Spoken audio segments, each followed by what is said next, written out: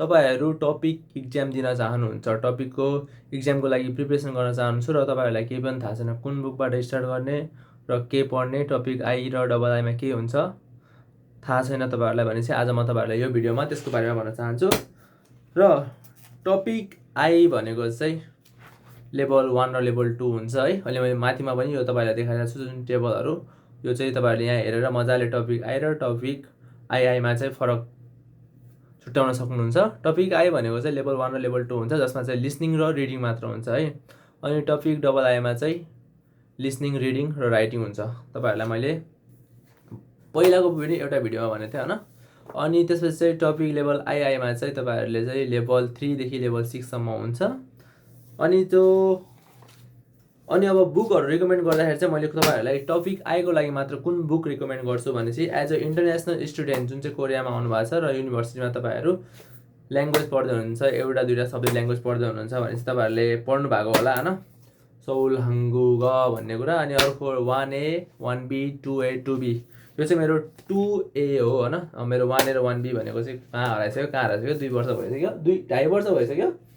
अनि यो चाहिँ 1A को थियो।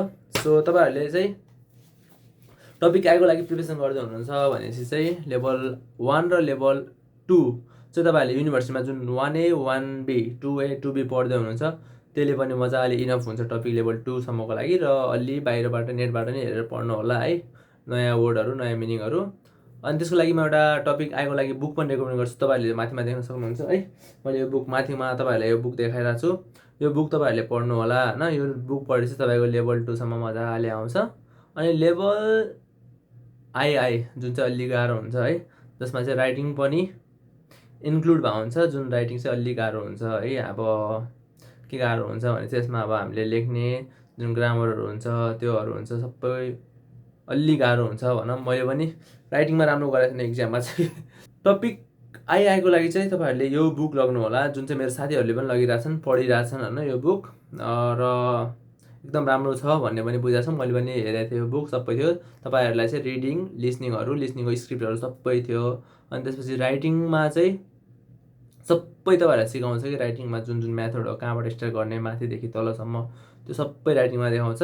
यो बुक चाहिँ म तपाईहरुलाई रिकमेन्ड गर्छु है। यो दुईटा बुक चाहिँ टपिक आई र डबल आई। अनि म तपाईहरुलाई एउटा कुरा के भन्न चाहन्छु भनेपछि चाहिँ यो जुन बुकहरु छ यो चाहिँ पढेपछि मजाले पास हुनुपर्छ है। तपाईमा डिपेन्ड पर्छ तपाईहरु कतिको पढ्नुहुन्छ, कतिको प्र्याक्टिस गर्नुहुन्छ टपिकको लागि, यो चाहिँ तपाईहरुमा डिपेन्ड पर्छ।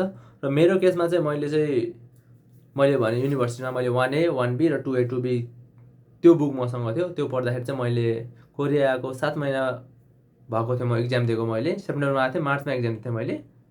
त्यतिखेर चाहिँ त्यति पढेर मेरो लेभल 2 आएको थियो। अनि अस्ति भर्खर पनि 2-3 महिना अगाडि एउटा एक्जाम दिएको थिएँ, त्यो चाहिँ मैले कुनै पनि बुक पनि पढेन हैन।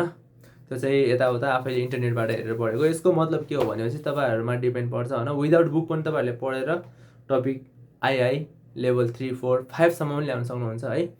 र मेरो रिकमेन्डेसन तपाईहरुको लागि, मलाई धेरै क्वेशन पनि आयो हैन टपिक आई को लागि, टपिक डबल आई को लागि चाहिँ कहाँबाट स्टार्ट गर्ने, कुन बुक पढ्दा सजिलो होला, कसरी के गर्ने होला भन्ने क्वेशनहरु धेरै आएको कारणले चाहिँ आज मैले यो दुईटा बुक मात्र तपाईहरुलाई रिकमेन्ड गरेको छु। यो दुईटा बुक पढेपछि तपाईहरुलाई एकदम सजिलो हुन्छ र आफूमा पनि डिपेन्ड पर्छ, आफूमा पनि भर पर्छ है तपाईहरु कतिको पढ्नुहुन्छ। र यो बुकै मात्र पढेर हैन, अलि अदर एक्टिभिटिजहरु पनि गर्ने हैन, मान्छेहरुसँग बोल्ने र अरु कोरियनहरुको जुन कन्भर्सेसनहरु हुन्छ त्यो सुन्ने। अनि ड्रामाहरु सुनेपछि तपाईको लिसनिङ पनि राम्रो हुन्छ। यो गरेपछि तपाईहरुलाई एकदम सजिलो हुन्छ। टपिक लेभल 6 सम्म पनि तपाईहरुको आउन सक्छ है। राम्रोसँग पढ्नु होला। All the best. र आजको लागि नै यति भिडियो, र अरु पनि मैले भिडियो ल्याउने गर्छु। र टपिकको एक्जाम चाहिँ तपाईहरुले कसरी एप्लाई गर्ने हैन, तपाईहरुले कसरी एप्लाई गर्न सक्नुहुन्छ, टपिकको एक्जाम कहिले खुल्छ यो चाहिँ म अर्को भिडियोमा भन्नेछु। आजको लागि यति नै। Have a good day. जय नेपाल। अझ के क्वेशनहरु छ भने चाहिँ मेसेज गर्नु होला है, मेसेज गर्नु होला, कमेन्ट भन्दा नि मेसेज गर्नु होला। र म सकेसम्म भिडियो छिटो बनाउने कोसिस गर्छु। भिडियोहरु बनाउने टाइम नभएर बिस्तारै बनाइरहेको छु। यति नै आजको लागि। Have a good day. जय नेपाल। धन्यवाद।